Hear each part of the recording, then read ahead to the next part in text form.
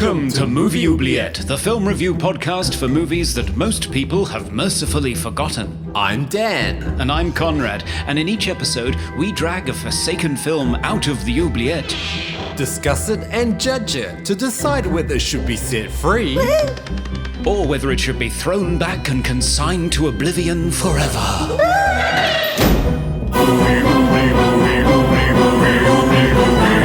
We review the films others tend to forget. Come with us and open up the Movie Oubliette.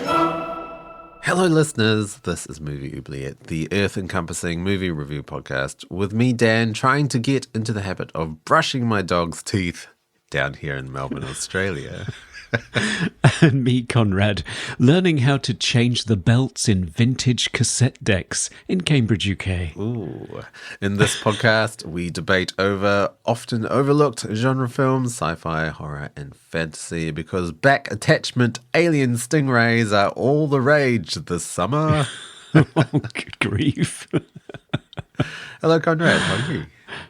I'm very well. How are you? Yeah, good. Yeah. So we took the dog to the vet a wee while ago, and they pretty much said, your dog has plaque, so you need to brush your dog's teeth. But it's so it's just so hard to get into the habit of brushing his teeth. Like, it's only 3 or 4 times a week. I don't know whether you brush Amber's teeth, but yeah, and he doesn't. Dogs don't enjoy it either. So No. it's hard. I've got some, I do brush Amber's teeth, and I got some chicken-flavoured toothpaste, supposedly. Oh, wow. And that seems to work. Yeah, that seems to go down a treat. In fact, she ends up just sort of licking it. And I've got this, thimble thing. Yep. Or no, like one of those rubbery things that you use in the post office when you're counting out bills, with teeth on it, But she just eats it all. I don't think I'm doing much to her teeth at all. Yeah, I don't think you're really scraping off anything. It's more that you're scraping on the toothpaste, which is reacting with the plaque acid, because it's a base pH level. So okay. I think it's that more so than actually scrubbing. Because those tooth brushes are pretty soft. Yeah, they're just little rubbery, sort of stumpy things. Yeah. The toothpaste we use is peanut butter flavored. Oh, that'll work. Yeah, so Baxter does lick it a lot, but he hates it when we do the inside of his mouth with his teeth on the inside. It's it's always a bit of a challenge. Amber is amazing. Amber will let you do anything to her. Wow. Cut her toenails, brush her teeth, brush her, clean her eyes, anything. She just sits there with these big eyes sort of just staring at you lovingly while you do it. She just will let you do anything. Yeah, okay. So you've been refurbishing tape decks or tape players? Yeah, so my brother is here this weekend. Gary is here, and his latest thing is refurbishing old hi-fi separates from the 80s and 90s that he's picking up sort of secondhand on Facebook Marketplace. And I have Bang & Olufsen. It's one of those upright CDs with a tape deck in it. And today he was showing me how to dismantle it and how to replace the elastic bands that are in there that drive the tape cassette. Oh. Because over the years they get all flaccid and lose their elasticity. Yeah, so right. He replaced my bands today. That was exciting. Okay, you replaced your flaccid bands. Yeah, good to know. Yeah. So my tape deck is in tip-top condition. I never play any tapes, but Right. Yeah, just in case. That's good. Yeah. All right, Conrad, anything in the mailbag today? Yeah, not on tape, thankfully. We heard from Wildstar Studios about Powder. I was one of the few people who watched Powder 1995 on the silver screen. Ooh. I mainly went to see it because an article in Wizard, a magazine dedicated to comic books and related topics, described the film as being as close as we were likely to get to X-Men on film anytime soon. The days before Blade 1998 didn't see anything worth watching from Marvel at the movie theatre, and DC had more misses than hits, so anything seemingly comics-related got my attention. Sadly, I felt the same way about Powder as you and most of your other listeners. His powers needed to be seriously dialed back, and the holier-than-thou attitude didn't seem justified. Little did I know how few years remained before the days of comic book movies being something that only happened once every couple years were about to come to an end in a big way. So, yeah. Yeah. I guess pre sort of Blade and X-Men and all those kind of movies. You had Superman and Batman.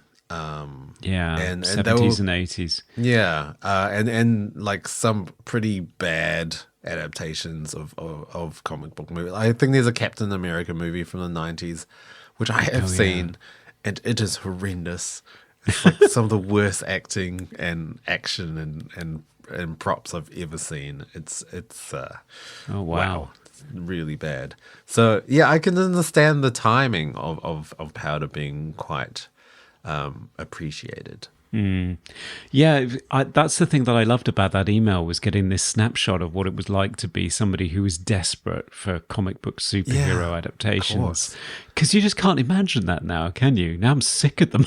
Yeah, I know. And I'm sick of the high-powered ones too. I just want them to just I just want intimate X-Men again.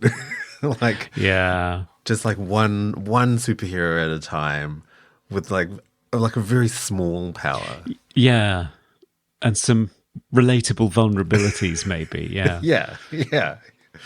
I don't know. It's too much now. Too much. It is, yeah. It's all a bit big. We also heard from Chazilla, who said, loved Jeff Goldblum in that leather jacket. Ah, yes. I wonder if this was shot prior to Jurassic Park, because he wore one in that too. Such a great smile. Oh, yes, a smile could charm anyone. Indeed, yes. And hot off the press, we also heard from Serge of Cold Crash Pictures. Hello, Serge. Hello, Serge. He says, I really enjoyed Sisters, went in knowing nothing and couldn't look away as each act revealed a bizarre new twist and a whole new trajectory for the plot. Kinda cliched in hindsight, but it's done with so much velocity and bravado that I didn't mind till the credits rolled. Plus, it's also weirdly funny. I laughed so hard when Grace dropped the cake that my partner came in to see what I was watching, and I had to be like, it's this depraved murder mystery? Right. Yeah, it sure was. He also said this week's episode of Movie Oubliette is worth checking out, if only to hear Conrad impersonating Margot Kidder impersonating a Quebecois. Yes. So good, Conrad. Well, I did my best. Anyway, it's always lovely to hear from you. Please do keep messaging us. Yes, please. Okay, Conrad, what are we doing today? Well, I guess it's me going to the oubliette again. Let me just hurry on over there. Looks like a boring office or something. Oh, okay. What's that? What's that on the floor? This weird leathery egg. Oh, it's opened. Oh, there's a movie in there. blimey. Whoa! There's a tail coming out of it. Wow. Okay. And now it's swinging on a light fixture. I'm getting out of here now. Yeah. You don't get punctured. Oh, nobody's looking at my boobs. Whew. That was a close one. Always is. So, what do you have today? So I have with me today The Puppet Masters, the 1994 American science fiction horror film adapted by Ted Elliott, Terry Rossio, and David S. Goyer from Robert A. Heinlein's 1951 novel of the same name, and directed by Stuart Orme and starring Donald Sutherland, Eric Thal, Julie Warner, and Yaphet Kotto and Keith David. Right. And what happens in this film? Well, when Special Secret Agent father and son team Andrew and Sam team up with exobiologist Mary to investigate an apparent flying saucer landing in an idyllic Anytown in Ohio, they discover that some of the townspeople are behaving strangely dispassionate after visiting the supposed landing site. But all they find is a homemade UFO guarded by weirdly businesslike teenagers. Mary's suspicions are alerted when she realizes that none of the men in town are staring at her boobs. Not even the local TV station manager, who becomes suddenly homicidal when asked a few basic questions. The agents discover he's under the control of a parasitic alien that's attached to his back, looks like a manta ray, and can swing from ceiling fans with its brain-controlling tentacle. Wow. Yeah.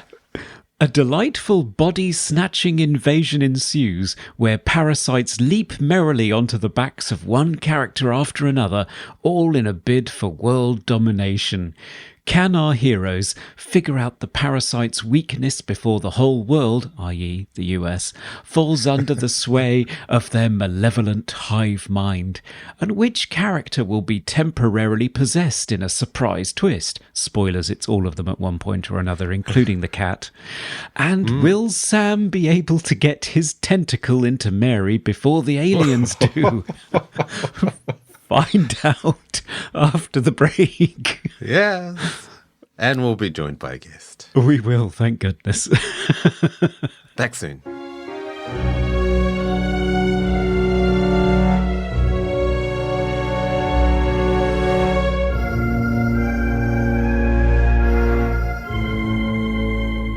Our returning guest today is one half of Horror Queers, co-host of the YA adaptation podcast Hazel and Katniss and Harry and Star, and a regular contributor to Bloody Disgusting, where he recently watched all of the Amityville movies, so you don't have to.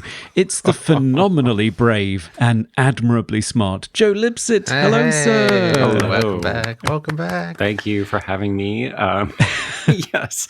Unfortunately, I'm not actually done all the Amityville films. I'm, I think, halfway through. Are you halfway through? How many are there? I think at last count there were 34 or 35. What? But every time I think I'm making some headway, they make another one. I had no idea that there were that many. Mm-hmm. It's like Children of the Corn. It's one of those brands that's gotten completely out of control. Yes. Wow. I can't even fathom that. So is it a bumpy ride, or are there some gems in there? I found that I've been grading on a curve. So it's like there's other films and then there's Amityville films. And some of them were actually quite enjoyable. Like some of them get really messy and dirty. There's often a weird incestual subtext. And those movies tend to be better. Like the weirder they go, the better they are. But then there's a bunch of them that are just really uninspired, low budget, bad acting. Like you're just struggling to find something to keep you entertained. Right. Wow.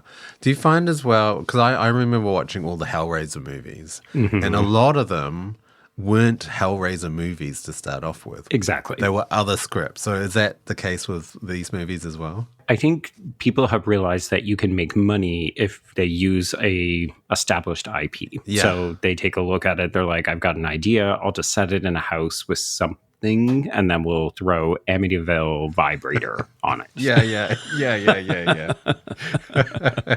Yeah, I think I gave up around about the time that it was a possessed lamp. Oh, wow. Well, fortunately, the film that you've chosen for us to discuss today features possession of a whole other kind. The Puppet Masters, a little sci-fi gem from 1994.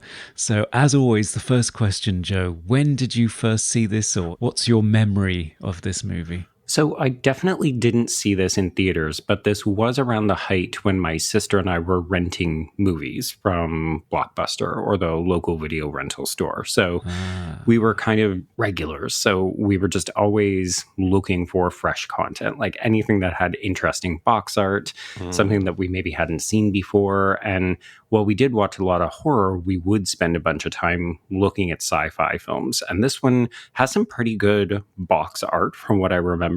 And I think that was enough to get us to rent it. And we liked it enough that it was something we would actually rent regularly. So this became a bit of a staple. Ah. Mm-hmm. Oh, wow. So this was multiple viewings for you. Yes. Yeah. I think we would rent it like at least a couple of times a year. Wow. Okay. Your faces are saying it all. I remember seeing it once, and I don't remember whether it was a video rental. I feel like it was just on TV. And I seem to remember sort of vaguely enjoying it, but then never thinking about it again. Sure. And not remembering anything apart from one particular scene, which I'm sure we'll talk about. Dan, how about you? No, never seen it. I also got very confused when it was mentioned because there's another franchise called Puppet Master. Yes. Singular, without the, which is a huge, it must be similar to the Amityville horror franchise where they just keep making sequel after sequel after sequel. It's like, I think 11 movies, bunch of crossovers, there's like spin-offs and comic book miniseries and all sorts of stuff. So I thought it was that. Not that. It's a completely different movie about killer puppets, I think. Yeah, no, I never heard of this movie. I think I've vaguely heard talk about the stingray aspect of it because it's quite interesting, the sort of parasite aliens that attach onto the people. It is. So this is based on Robert A. Heinlein's 1951 novel of the same name. And Heinlein seems to have been forgotten or eclipsed by other sci-fi writers, although he really was the grandfather of serious sci-fi, setting apart his novels from the space operas like Flash Gordon that predominated at the time he was writing. He was first recognized by John W. Campbell in his role as an editor of one of these sci-fi magazines for short stories, and he's the author of the short story that became The Thing. Heinlein wanted to pursue a military career, but tuberculosis cut that short, so he became a writer, very well regarded, but not very often adapted, although he did sue Roger Corman in 1958 for his film The Brain Eaters, which is very similar to this. So this is the first real attempt to adapt one of his most popular novels. It's tempting to say putting it in a contemporary context, but his original novel was set in 2007. Oh, right. It's in the future. So do we think that the story works in 1994? I think that's a really good question because in some ways people feel like this movie is coming after the fact because it does bear a strong resemblance to Invasion of the Body Snatchers, which has multiple adaptations by the time that this film comes around. So I think this film gets compared unfavorably to those as a bit of a, it's kind of a tacky ripoff, as though people don't know that, the Heinlein actually wrote his novel before Invasion of the Body Snatchers was even written as a story. So Right. They both have Donald Sutherland in them, right? Yeah. Yeah. There's that similarity. Another movie I was thinking of was Invaders from Mars, which was remade by Toby Hooper in 1986, but that was a 50s Red Scare takeover movie. And that has this thing where there is a site that people are sort of visiting, and when they're walking away from it, they're clearly otherworldly and strange and not themselves anymore. So that was a feature of Invaders from Mars. Yeah, I mean, I definitely did find there was the whole metaphor of like secret agents or spies, like being the parasite alien taking over people. And it did feel very familiar to X-Files. Yes. You've got a pretty much a Mulder Scully tag team investigating aliens. Yeah. And that would have come out the year before this movie was made. Yeah, 93. So was it a big hit immediately, X-Files? I can't remember. I remember joining it a few seasons in. I think it gained momentum over the course of its first year. I remember a similar trajectory to Buffy, where people were enthusiastic, but it didn't become the X-Files, I think, until the end of the first season or into the second season. So it would have been gaining popularity right around the time this film came out. Right. Yeah. It does feel very familiar, though, doesn't it? Yeah. A guy and a serious woman in a pantsuit turning up at a small town to investigate something strange. It feels very familiar. It does. Although, you know, the test, whether you're an alien or not, Oh boy. just show your boobs. Yeah. And if you're interested in boobs, you're fine. Not interested, alien. Yeah. You're an alien. So, yeah. God help any gay man in this town. Right. Because if you're not interested in Mary's boobs, you're immediately shot. It's I know. worrying. The body count in this movie, like they... Oh, it's huge. Yeah, it's huge. Like they're just gunning down civilians. Instead of trying to find out a way to get rid of the parasite stingray, they just shoot everyone. USA. Shoot first, ask questions later. Yeah. Yeah, they're mowing down people with their car, including a child in Main Street of this town, and they just drive away. Nobody tries to stop them. No. Crazy. Yeah.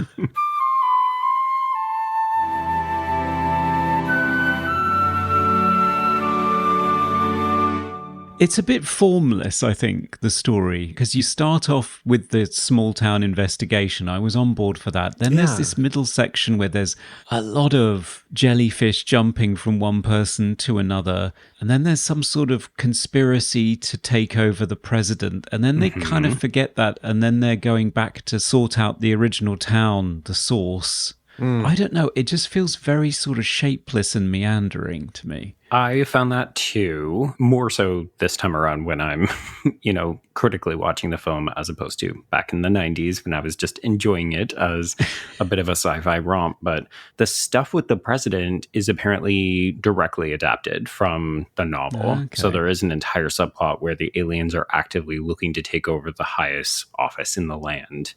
And, they come from Titan, which is a moon off of Jupiter. I think. So they basically come to Earth looking to take it over, and they realize, oh, we should go after the president because he has all the power. So we could just get him to say, oh, okay, everybody go to these various stations, get outfitted with a parasite, and we're good to go. But it feels weird in the film because there's clearly a presidential figure. Like there's a man calling the shots that they're trying to infect in this portion of the film. And yet they never refer to him as Mr. President. So it feels like a deliberate attempt to say like, ooh, we don't want to quite go there, but we also want people to visually think it. Yeah. I found the formless aspect of the movie because there wasn't really a villain, so to speak. There was, the hive mind of the aliens, but you didn't really get a sense of a character. And every time it took over a person, it seemed to be a different character each time. Like the dad at the end was quite sarcastic and funny almost, whereas the other characters were very serious when they were being taken over. And also when people were taken over, they seemed to be discovered really quickly as well. That was never explored. Like I wanted the whole like, who's an alien, who's not an alien, to be more of a plot point or without it being immediately found out and then chase ensues. Let's get the thing off the person. Oh, they're fine now. And it seems too short-lived. Yeah, it does. I mean, there is one person who isn't fine afterwards, and that's the character Jarvis, played by Richard Belzer, who misses his parasite so much that he goes into withdrawal, is hospitalized, and then does that thing where you push air into your IV to kill yourself. Yeah, that was never explored. And also not addressed as well. He dies and no one talks about it. Yeah. It's like, oh, I guess he's just one of those expendable bodyguards that just, oh, it's fine. We've got heaps more. And yeah, that aspect of the addiction to the stingrays, I don't know, that wasn't really explored. Kind of in that shower. I didn't really understand the shower scene, by the way. Yeah. Well, the shower scene lingered long in my memory. How about you, Joe?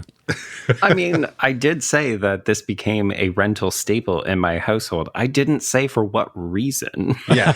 I mean, for a burgeoning queer boy, that is obviously a very important scene. When you rewatch it and you see it in context for what this character has gone through, you think, this is not a sexy scene. There's nothing particularly enticing about this poor man. But you're right. It feels like this is a holdover from a previous draft where we wanted to explore what addiction to these things feels like, because multiple characters say throughout the film, oh, it feels so amazing, you've got this new perspective on life, I don't hurt anymore. And it feels like they want to kind of go there, but they really only explore it with Jarvis and then this one scene with our main character when he's in the shower. Yeah. The one thing I don't like about that scene, it is an odd scene. So for people listening who haven't watched it, the main character, Sam Nivens, I think he's the main character, played by Eric Thal. After he's had the parasite removed from him, Mary discovers him in the shower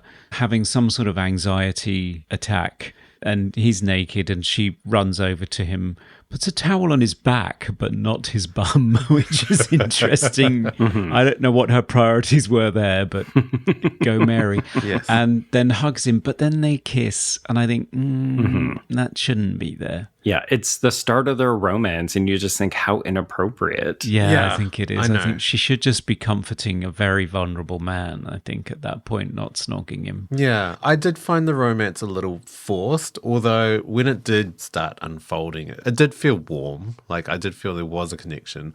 But when it first started, it felt like, oh, we're doing this again. This is the 90s thing where they just insert romance into middle of action sci-fi movie. Everything. How else will we sell it to women? Yeah. I mean, she was kind of underutilized as a character as well. She doesn't do a lot. She's got her boob test, I guess, but Yeah. not a lot else. Like, she's a biologist, right? Yeah, an exobiologist, which Sam mocks at one point, and she mocks herself. She says, yes, we're the only scientists without a subject. Right. Maybe the smartest line in the movie. Yeah. I mean, she does come up with the method of taking down the aliens at the end, and she also rescues Sam a couple of times. I think she kills Keith David's character, Holland, when he's overpowering Sam and all hope is lost. So she does get to do some heroic things. Yeah, no, she does. But the character of Sam, I had a hard time liking him at the beginning. So when he's introduced to Mary with his father, Donald Sutherland, he says that they're going into this small town undercover as a family, although who would believe that? I do not know. And Sam says, so where's my sister been all my life? Which made me involuntarily retch. And then later on, when Mary is explaining her boob test theory, she points out that Sam checked her out when they were introduced. He immediately denies it. And then when she says, a woman is used to a certain response from men, especially teenage boys, when we meet them. And I'm not getting it from any of the people in this town. They should have been looking down my blouse or something. And Sam immediately replies, they wouldn't have had to try very hard. So he is immediately suggesting that Mary is dressing in a particular way that's asking for it. And I thought, Sam's an asshole. Yeah, he is. He really is. I wonder if the movie thinks that it's kind of deconstructing his masculine ideology. Like, he starts off as this sort of chauvinist pig, and then after he's been taken over and then he gets free of the parasite, he becomes a kind of softer, gentler man who is more appropriate as a romantic partner for her. I'm not suggesting I buy that fully, but it does seem like the movie softens him so that the romance feels more appropriate, as you suggested, Dan. Yeah. I think that might be right, because he does become emotional in the shower scene as well, very vulnerable, as opposed to how he's depicted at the start of the movie. And then at the end, there's that conversation where she knows everything about him now because she's been in the hive mind. She knows all his thoughts. That's another thing that I wish was explored a little bit more, like how every person that gets taken over, their knowledge and experiences is now just important to the hive mind database, and every single stingray person now has that knowledge and experience. Like, that would have been really cool to have as a skill that the alien utilizes a little bit more. I mean, at the end, the dad does fly a helicopter, so there's that, I guess. But, you know, it could have been the Matrix thing where they're like, oh, downloading karate. Like, oh, now I know karate. Yeah. I mean, your point about exploring the hive mind, yeah, again, they don't really. No, they don't. To any degree. I wish they did, and I'm not quite clear on what their powers are, because they seem to turn everybody into a killing machine. Right. That's able to jump great heights without breaking or spraining anything. Yeah. And I'm not quite sure how they do that. Will Patton, who plays Dr. Graves, who's a great character again, love Will Patton, he says that they run run human beings hot and juice up their adrenaline when they're taking them over so that they're more active and their response times are quicker. But I don't think that makes your bones denser. I just Yeah, I know. I don't understand how this works. Yeah. And when the dad gets taken over at the end, like he loses his limp. Right. So, I mean, it fixes everything, just all ailments. It seems like it. Yeah. I'm not sure of the science on that. And I'm not sure of the science on how they kill them all at the end either, because there's this suggestion that if you infect one of them with encephalitis, which because they are 60% brain matter rather than humans are like 10. yeah. That means that the encephalitis, which causes inflammation, will make their brains leak out of their ears, which is amazing. Yeah. But the suggestion is that if you infect one, because they communicate via radio waves with telepathy, that they will all infect each other. Yeah. Now, isn't that the same as 5G causing COVID? That sounds like complete nonsense to me. This is the original paranoid thriller conspiracy, right? Yeah. I'm not sure that's how encephalitis contagion works. I don't think you can mentally beam it to each other over the internet. No. I don't believe the science holds up.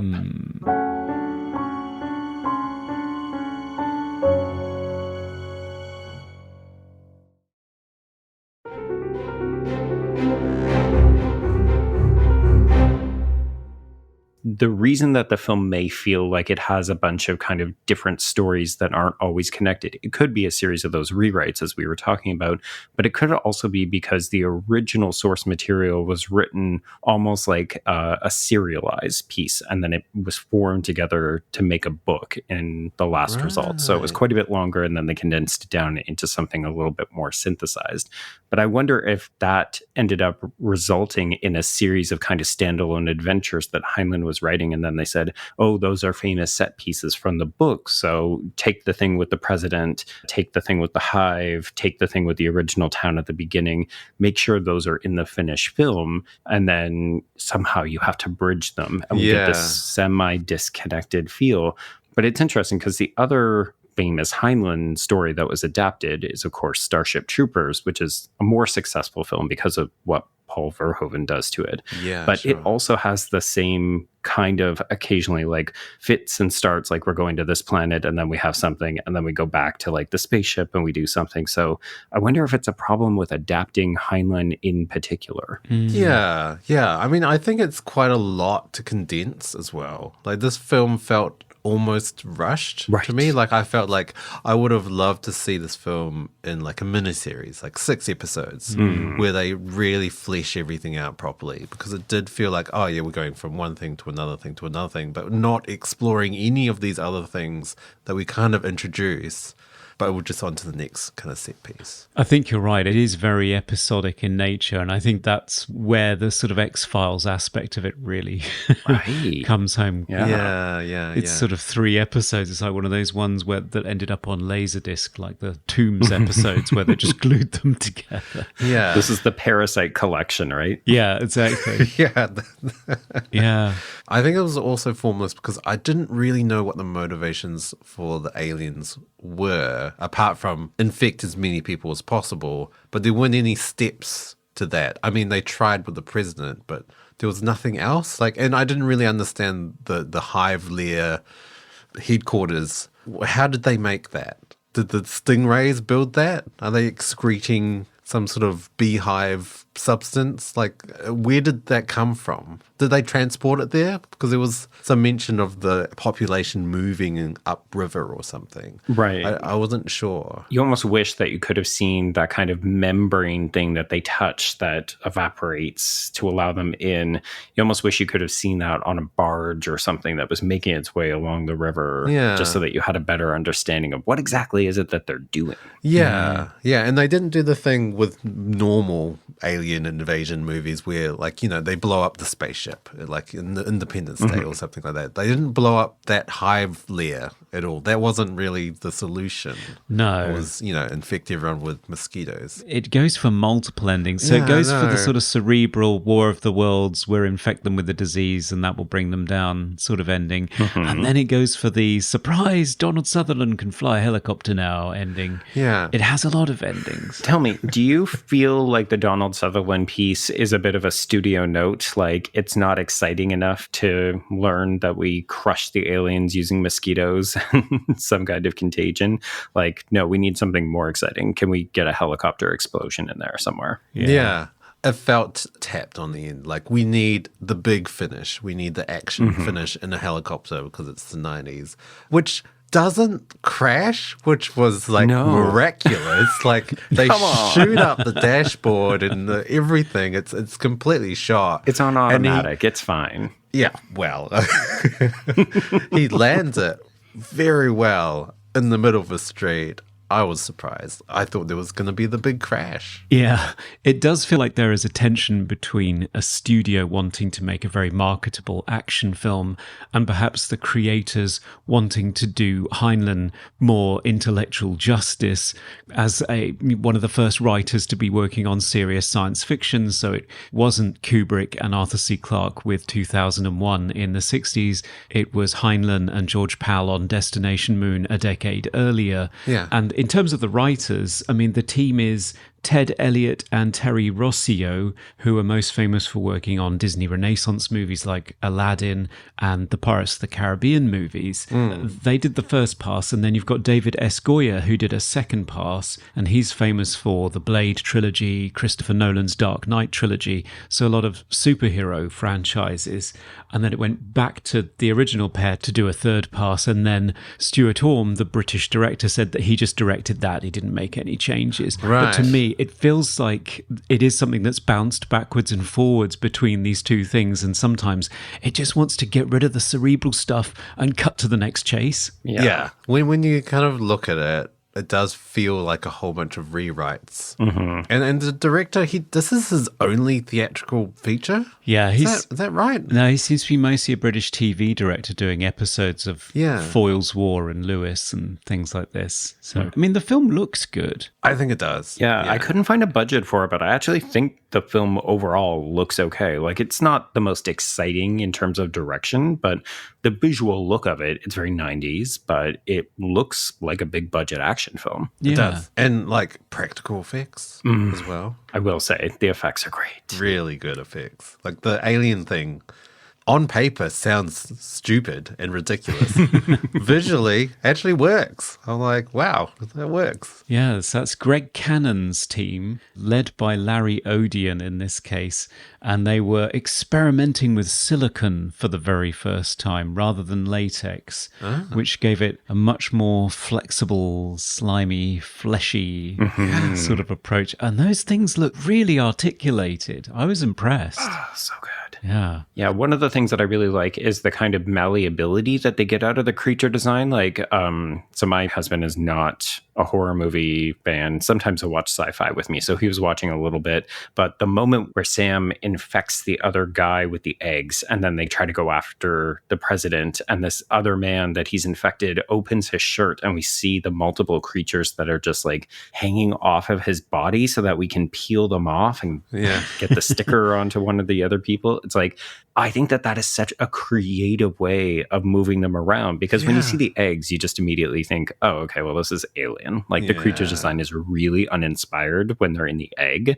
But then when you see them attached to people's bodies, it's actually quite unnerving. And I think it's really effective. Yeah, it really is. Like, just the design of a stingray shape with the kind of weird tendril communicatey tentacle bits, and then the tail which pierces into the spine of humans. It's it sounds crazy, but it really does work. And the fact that it has a kind of a grappling hook tail that like makes it able to swing around rooms and stuff, it's really creative. Yeah, the whole Indiana Jones off the ceiling fan segment is really quite something. But they do pull it off. I mean, it works. Yeah. It's all practical, all in camera. there's very little by way of process work in this movie, as far as I could tell. Mainly just getting the real actors hanging off of helicopters in the finale is pretty much all it was. Yeah. Right. Whereas the rest of the helicopter work is real, and again, something that they would never do now. Yeah. Helicopter careening around in a city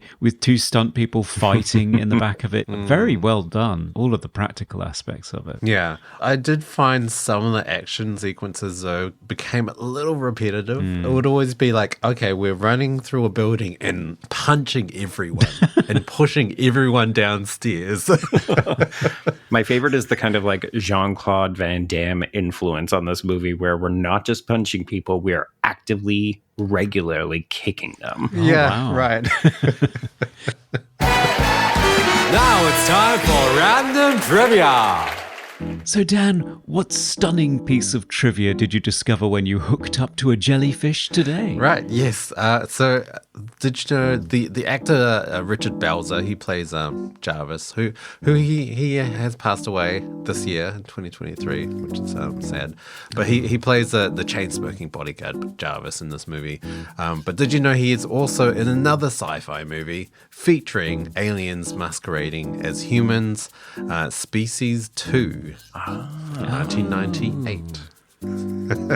I will say that Species feels like an apt comparison to this film as well, right? That film would have been out in 1995 or 96, but same idea with this kind of like ragtag bunch of scientists / military operatives. And also, especially that scene with Mary and Sam about to get it on, and the spiky tail. Yep. It's like, oh, it's very Species. Yeah, it is. Yeah. And that's our trivia. Yes.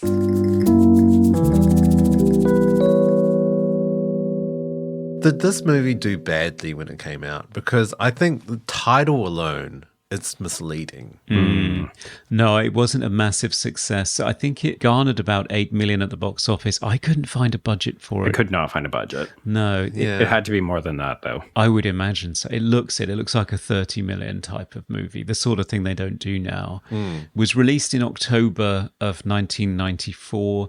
It charted first in 4th place behind Pulp Fiction and The Specialist, and Annette Bening and Warren Beatty in a movie called Love Affair. Oh, okay.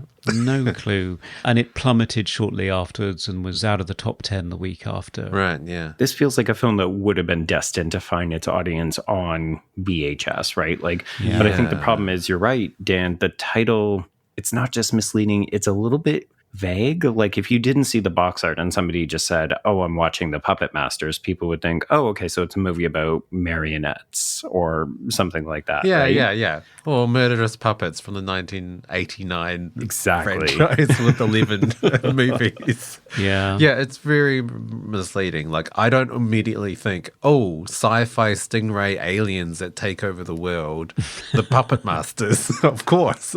And it's not as clear as something like Invasion of the Body Snatchers, which has become much more iconic. Right. Although this film does have a few moments in it that I really like that are quite eerie. I mean, that scene at the end where they're going back to the town and there is one woman who is wandering the streets looking for her child. And she's suddenly surrounded by all of her neighbors. Yeah. And she's screaming for somebody to help her. And then so this kid brings this egg forward.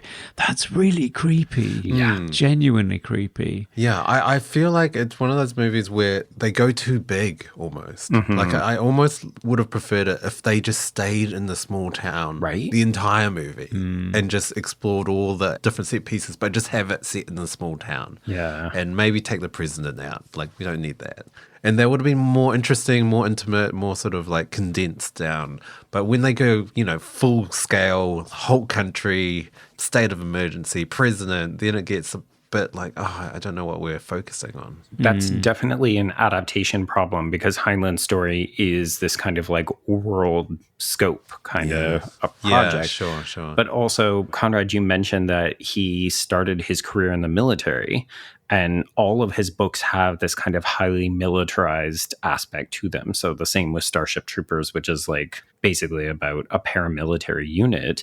So I think he himself can't get away from telling those kinds of grand stories about like armies and battles and that sort of thing. But you're right, the scope of this film would have been way more successful if it was intimate and just focusing on like maybe a local deputy or like a medical professional who works in this town, and they have to figure it out before it gets beyond the borders. Yeah, because it's almost like they could have spent more time when it was small, when the aliens were just infecting a couple of people. Right. But they kind of just skipped that, and then suddenly it's like thousands and thousands of people. 2.5 billion people in what, a week? Yeah. Yeah, something like that. Yeah, and there's none of the sort of mystery, is he, isn't he? Yeah. As there is in the other film Keith David's in, The Thing, which focuses on a much smaller group of people. Yeah, and much more confined. Yeah, of course. Yeah. And the test as well. Yeah. I want more of the boob test. Where was that? Well, it develops, doesn't it, from the boob test to the take your shirt off test. Right. Yeah, that's right. Yeah, which seems to be Sam all the time. Yeah, it does. It does. I thought it was interesting that all the main characters do get taken over at one point. So they all get a chance to be evil at one point, which is quite interesting. Yeah. Well, and that's part of why I think the film is more successful in its early run, is you don't anticipate that the lead actor is going to get turned so quickly. Yeah. Like, you always think it's going to be the Keith David character or maybe Mary, but they get their chance later on. But the fact that it's Sam so early, to me, is still a bit of a narrative surprise, because I think it upends the conventions that we expect from this kind of story. Yeah, and it gives you a great scene between Sam and his father. And I think that works reasonably well, the development of his relationship with his father, because it's clearly very cold, very professional.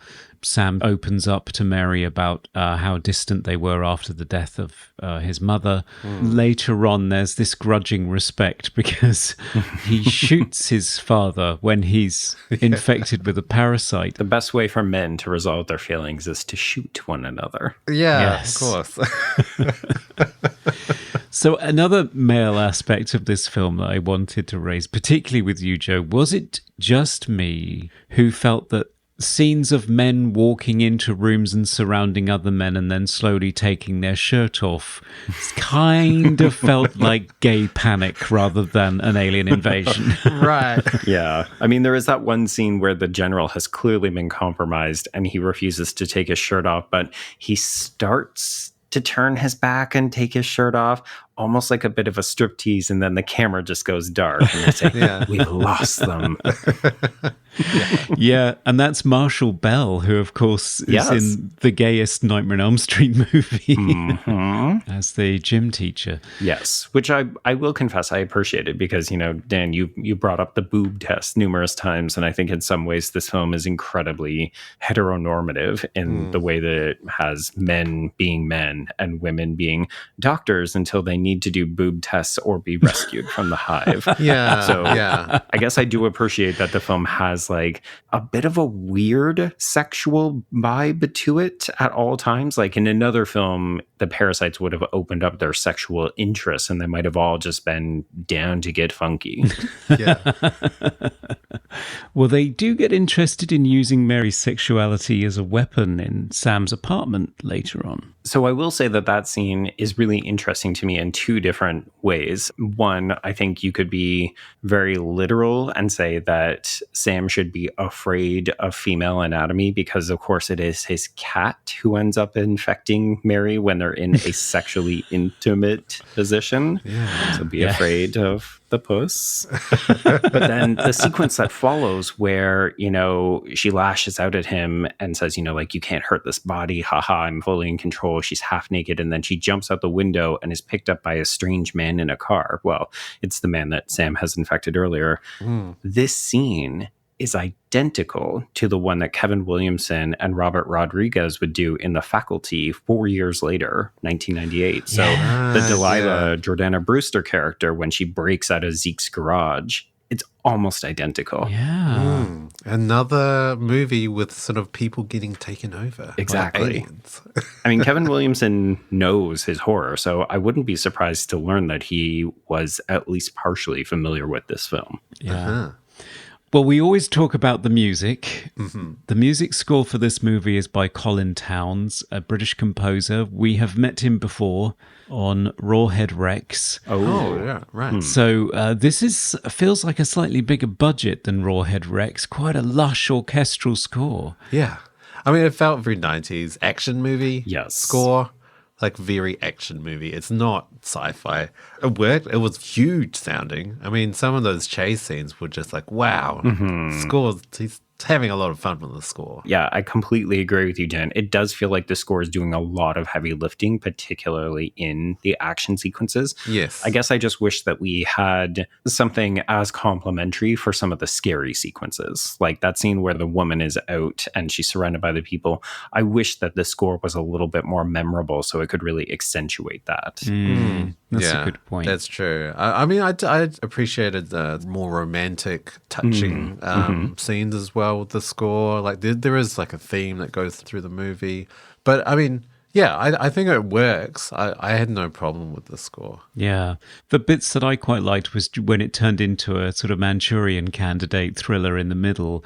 There was a lot of hammering piano work from those lots of piano 70s thrillers that were scored by David Shire. Lots of hammering left-hand piano. I loved it. Yeah. Running up and down stairs. Yeah. I mean, I think they had the piano during the helicopter scene as well. Right. So that was, unexpected. I thought they were just going to do the brass thing again. But, piano.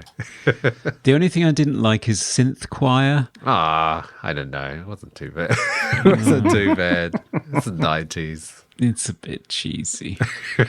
It's like James Horner had a synth choir on Titanic. They could have afforded 60 singers on Titanic. Well, yeah. It would not have been the most expensive thing in that movie. Yeah. Anyway. Just a very quick backtrack. I was surprised they didn't do any sort of protection for their back. Right. When they found out, this is how an alien attaches, why weren't they putting big metal, I don't know, something on their back to protect them? Like they send this army into an infected area just in army clothes, no protection whatsoever. No, that's a good point. Or conversely, when you come back out of the field, everybody immediately has to strip down to a tank top so that we can see your upper back at all times. Yeah. Well, in the original novel, Heinlein's solution was that society went completely naked. Of course. Yeah. Wow. I'm telling you, they were down to get funky. They really were. Jeez. Yeah, his vision of 2007 was a lot fruitier than the version we eventually ended up living. Wow. Coming to you live from the Movie Oubliette Theatre, it's the prestigious Mobley Awards.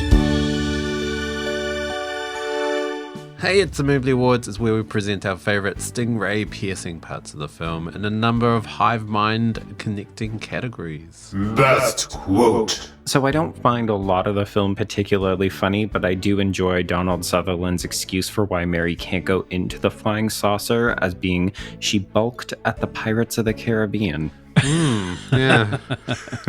And then the writers end up going on to write Pirates of the Caribbean. Yeah. Yeah, maybe they were obsessed with it. Maybe. My favourite is another line from Donald Sutherland, and it's clearly a bit of looping, additional dialogue recording that came later from some worried focus group that didn't understand what was going on. And it's where they are trying to escape the town, and one of the kids that you've seen earlier goes through the windscreen and starts attacking them, and you hear Donald Sutherland off-screen shout, "It's the kid from the spaceship!" It's like, A, we know, Donald. B, you would not shout that when a teenager is trying to kill you through a windscreen. Best hair or costume. So this does overlap a little bit with our next award, the most 90s, but I have a separate reading for that as well. So I'm just going to go with Julie Warner's perm. Yeah. But it's that 90s, like, real tight curls, like Meg Ryan kind of perm. Yep. Like, she just needs it to be blonde. to be just Meg Ryan. Like, Right. Yeah. Yeah, I picked Mary's oversized black pantsuit and heels. Perfect for investigating something, and complete with plunging neckline on her white blouse so that she can do the boob test. Yeah. Right. Most 90s moment. So I think for me, this is probably indebted to the X-Files, but yes, the intrepid, diminutive female agent in heels. Yes, yes. I mean, 90s for me, I mean, technology is easy. It's an easy pick. There's like pages. There's I think it's a mobile phone, right, that he has with the antenna. It's not a cordless phone. It's an actual mobile phone, which is huge. But there is also one scene where they hold up a floppy disk with all the information, all the secrets of all the agents on this tiny floppy disk, which is probably only like, 3 megs? With of Yeah, like I was going to say, data. and then there's 20 floppy disks behind it, which contain the rest of the information. Like the Oregon Trail took like 12 disks just to do, so. Yeah. Well, for me, most 90s, I put it's suspicious that someone isn't chain smoking. Oh, yeah. Although, I mean, obviously in reference to Jarvis, Richard Belzer's character, who is chain smoking throughout, and then when he stops, they know that he's been taken over by a parasite. But I think they kind of do two different things with this, because it's the mid-90s, so it's like smoking is sort of becoming something that people are commenting on being bad now. So the only person who chain smokes in the X-Files is evil, and I think that's what they were doing here. So it's sort of both. Right. Favorite scene. So mine takes place early in the film. You know, I think, Dan, you said it gets a little bit repetitive over the course of the movie, but I find it really exciting how we exit the television manager's office after first seeing the creature, and just all of these people start attacking them. And it really helps you to develop this sense that, oh, you're not safe. Like, regular people are out to get you. And I love the kind of casualness with which they're trying not to arouse suspicion,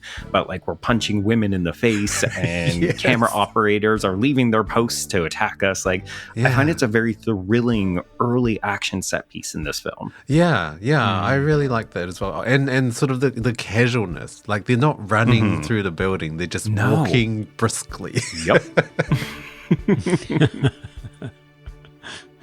For me, it was more of a dialogue scene. It was the interrogation of Sam when he's possessed, between him and his father. Because I think Eric Thal comes into his own in that one. I think he's really sinister. I think the dynamic between him and his father, lots of home truths coming out in that scene as well. And Sutherland is great in that scene as well, because although he's trying to maintain his calm demeanor, you can tell he's upset at electric shocking his own son and torturing him. So yeah, I thought, oh, this is really great. Yeah. So how about you, Dan? My favorite scene, I really liked the first reveal of the stingray parasite in the manager's office that you mentioned, Joe. Like, it was just so unexpected, and also the level of animatronics and practical effects I did not expect in a 90s movie. I thought it was going to be early CGI, which would have looked terrible, but it looked really good. And the fact that it had this kind of grappling hook tail, and it was swinging around the room and using the fan as sort of a launching device to projectile itself against Mary, and then she smashes it against the window. It's kind of stuck to the window. It's kind of writhing around. It's just really, really good reveal. And that's 13 minutes into the movie. Yeah. Oh, yeah. Most cliche moment. So originally I was going to go with hanging off of a helicopter, but I feel like we've already exhausted that. So I will go with a fairly standard backup, which is I must kill my best friend. Yeah. Yes. Always a great moment. Yeah. Yeah. For cliche, I went for Sam stoking a log fire for the sexy scene. yeah. And the camera even swings around the couple so that it's behind them as they snog in silhouette in the foreground with the flames leaping behind. Oh, I thought, my goodness, is this softcore porn or what? Yeah. The answer is yes. Yeah. Best special effect. I feel like we're probably all going to be in sync with this one, but it has to be the alien. But I will say, particularly the attention to detail during the autopsy sequence, where we get to see the kind of intricate detail that they put into this model. It's so superb. Yeah. It looks real. Like, I don't know how they made that. It looks properly biological and a living thing. Yeah, it's really impressive work. And it's the sort of thing that you wouldn't get very often now, I don't think. No, it's a shame. It'd be digital all the way and rubbish. Yeah. I did all the details, like when with the microscope and everything, like it really does look real and alive. One thing, you mentioned the little red tendrils that they shoot up with as antennae. Yeah.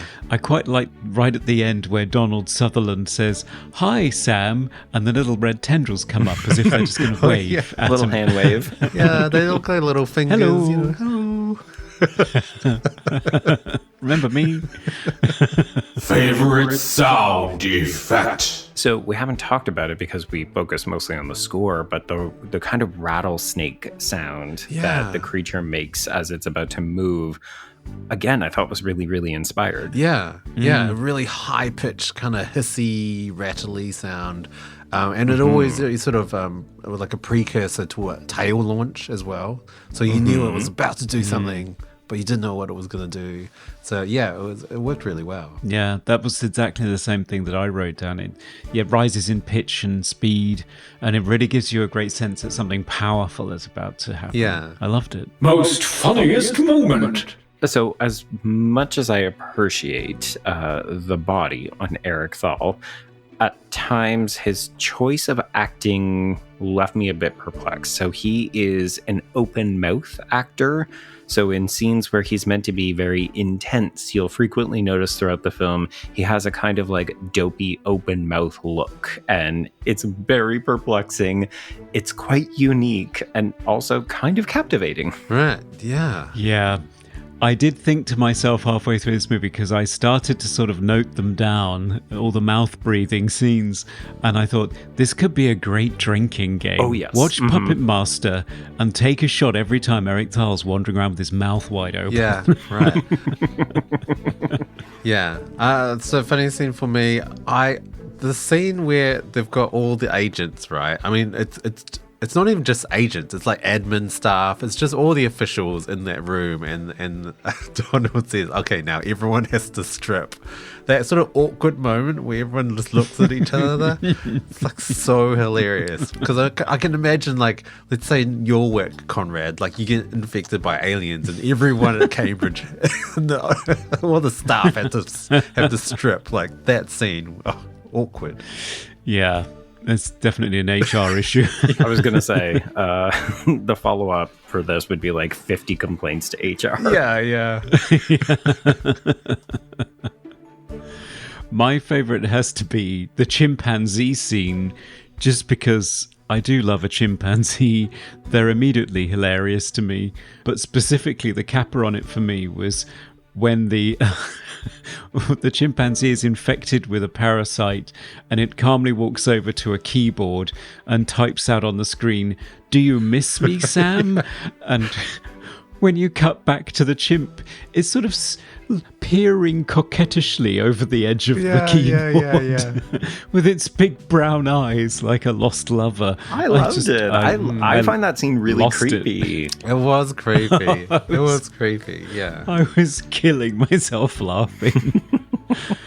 And that's our Moobly Awards. I'm Mary Jo Peel, and you are listening to Movie Oubliette.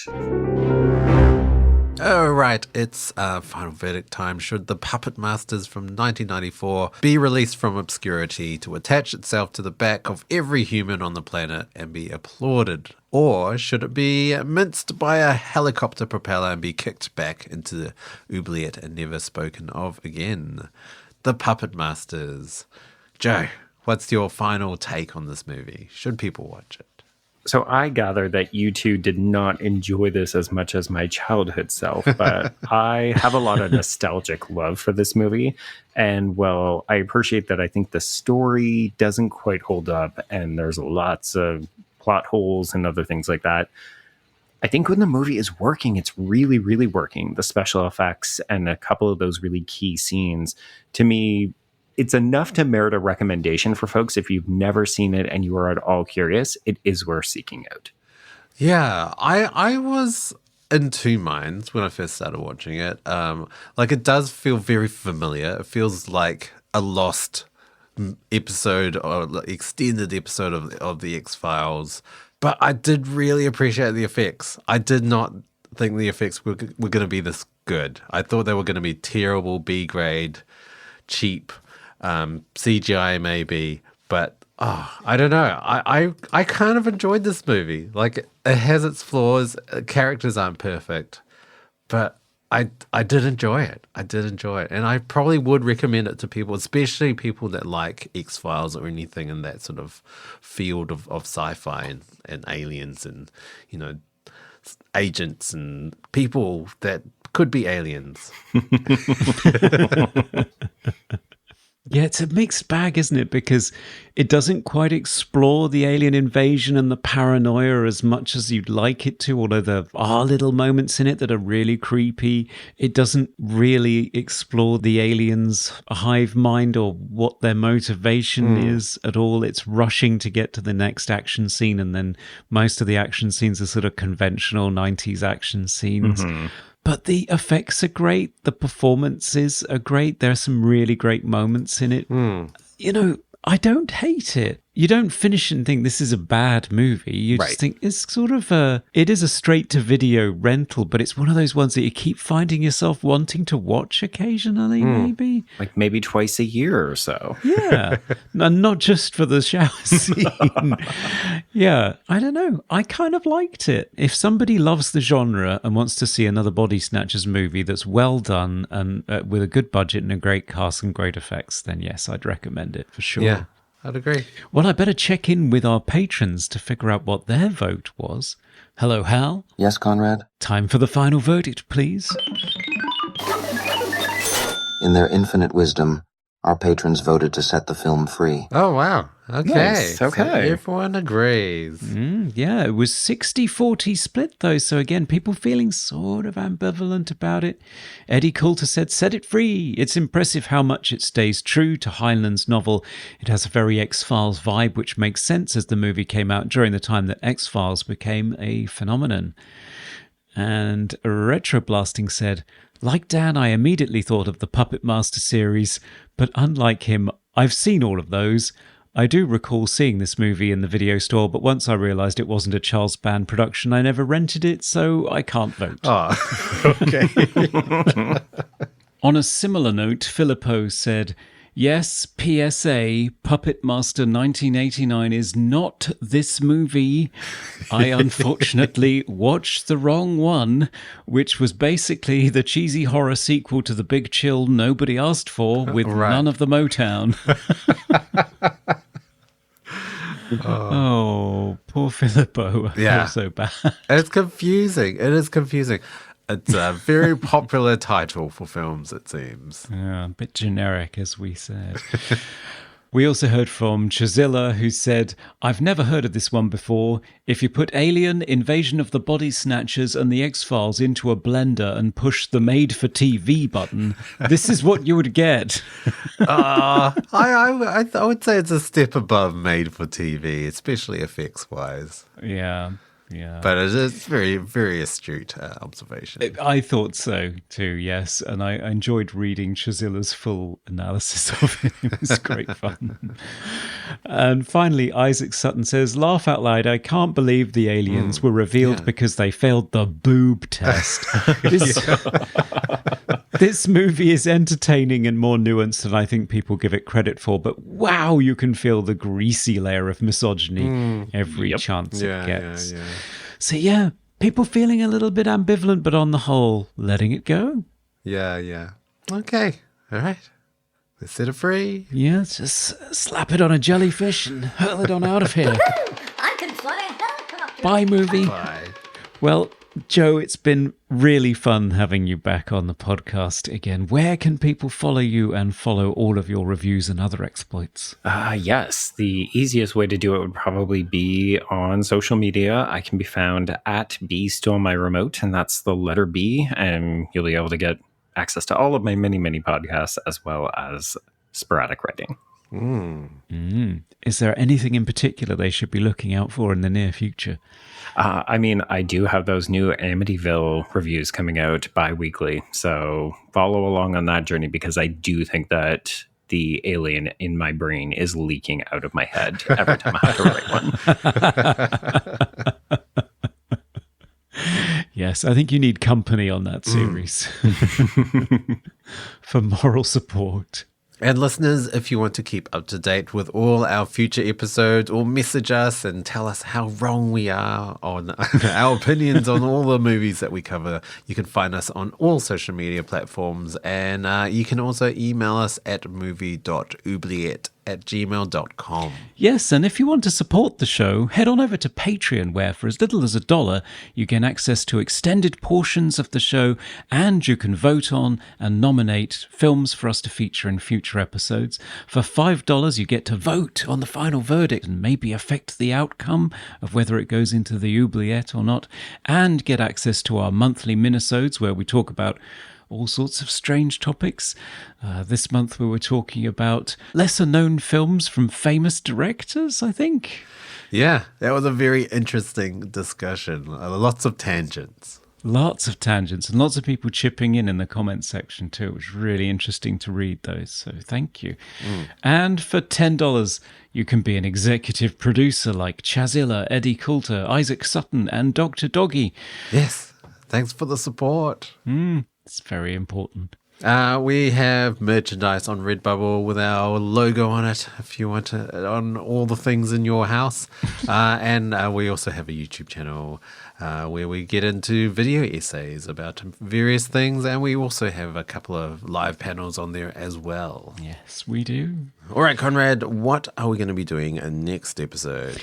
Well, we put it to the patrons this time, and they've been voting on a big stack of Blu-rays from my Movie Oubliette shelf. Oh, yes. And in fourth place, we had the Kurt Russell sci-fi actioner Soldier. In third place, we had Cherry 2000, an 80s sci-fi movie. In second place, we had Tammy and the T-Rex, which I'm very curious about. And that was very close to what ended up winning, which was Space Camp. Oh, okay. All right. Blasting into orbit. Apparently so, yes. So Space Camp, the 1986 science fiction adventure film starring Kate Capshaw, Leah Thompson, Kelly Preston, Larry B. Scott, Leaf Phoenix, otherwise known as Joaquin Phoenix, Tate Donovan, and Tom Skerritt, and directed by Harry Weiner. Okay. There we go. Cool. I've never seen this film, so I have nothing. I have no expectations. No, it's a rather sad tale. They made this big film to celebrate the shuttle launch because shuttles were becoming more accessible to everyone because a teacher was going up this time. Right. And then, of course, it all ended in tragedy. So then the film came out and really nobody wanted to see a space shuttle movie anymore. Okay, yeah. Right. So, yeah. Bad timing, Okay. Unfortunate timing. Yeah. All right. Wow. Be interested to check this out. Yeah, me too. John Williams score, so classy soundtrack. Oh, okay. Right. If nothing else.